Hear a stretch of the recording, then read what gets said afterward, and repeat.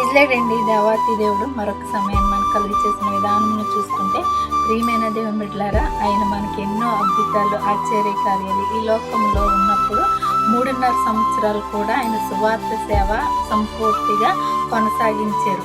ఆయన సిలువ ఎక్కే ముందు కూడా ప్రతి మాట కూడా సంపూర్తి చేసి, ఆ తండ్రికి ఏదైతే వాగ్దానమో కుమారుడు చేశాడో ఆ వాగ్దానము ప్రతిదీ నెరవేర్చాడు. ప్రియమైన దేవుని బిడ్డలారా, అయితే ఈ లోకంలో ఉంటున్న మనము మానవులమైన మనము ఆయన పోలికలో ఆయన రూపంలో చేసుకున్న నీ కొరకు నా కొరకు పెట్టిన ప్రాణానికి మనం ఏం చేయాలంటే, ఆయన ఏదైతే మాధుర్యతను చూపించి వెళ్ళాడో ఆ యేసయ్య నీ కొరకు నా కొరకు రక్తం కార్చి ఉన్నాడో, ఇక సిలువలో పలికిన మాటలను మనం జ్ఞాపకం చేసుకుంటే, మనం ప్రతి దినము ఆ సిలువ యాగాన్ని మనం జ్ఞాపకం చేసుకుంటూనే ఉండాలి. ప్రియమైన దేవుని బిడ్డలారా, అయితే ప్రభువారు తండ్రి ఇచ్చిన పని ఏదైతే సంపూర్తి చేశారో, విజయవంతంగా ఆయన ఒక ఘనతతో ఆయన ఎంత పరిపూర్ణత చేశాడో, ఈ లోకంలోకి వచ్చిన మనము కూడా తండ్రి చిత్తాన్ని ఎరిగి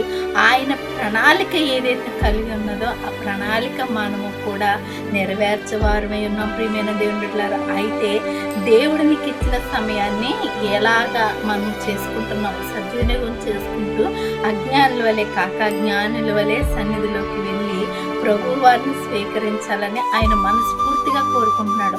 ఆయన సారూప్యంలోని నీవు నేను వచ్చి ఉంటే, ప్రియమైన దేవుని బిడ్డలారా, ఆయన నీ కొరకు ఎందుకు ప్రాణం పెట్టాడో, ఆయన నీ కొరకు ఎందుకు రక్తం కార్చాడో ఆ శిలువ యాగాన్ని మనం జ్ఞాపకం చేసుకోవాలి. ఎందుకంటే ప్రతి పని నీ పాపాలన్నీ మోసుకుంటున్న దేవుడు కదండి. రోగుల కొరకు మన ఎందుకు పనికిరాని వేదలను దరిద్రులను లేవనెత్తటానికి వచ్చిన మన రక్షకుడు యొక్క దేవాతి దేవుడు, ఇదిగో తండ్రి నీవిచ్చిన నాకు ఇచ్చిన పని సంపూర్తి చేశానని తండ్రి యేసయ్య ఏం చేస్తున్నాడంటే, తండ్రి వైపు కనులెత్తి చూసి సంపూర్తి చేశాను ప్రభు అని 6వ మాటలో తెలియచేస్తున్నాడు. ప్రియమైన దేవుని బిడ్డలారా, మనం ఎలా ఉంటున్నామో మనకు మనం పరీక్షించుకుంటూ పరిశోధించుకుంటూ దేవుని చిత్తానుసారంగా నడవాలని ఆయన ఒక కోరిక.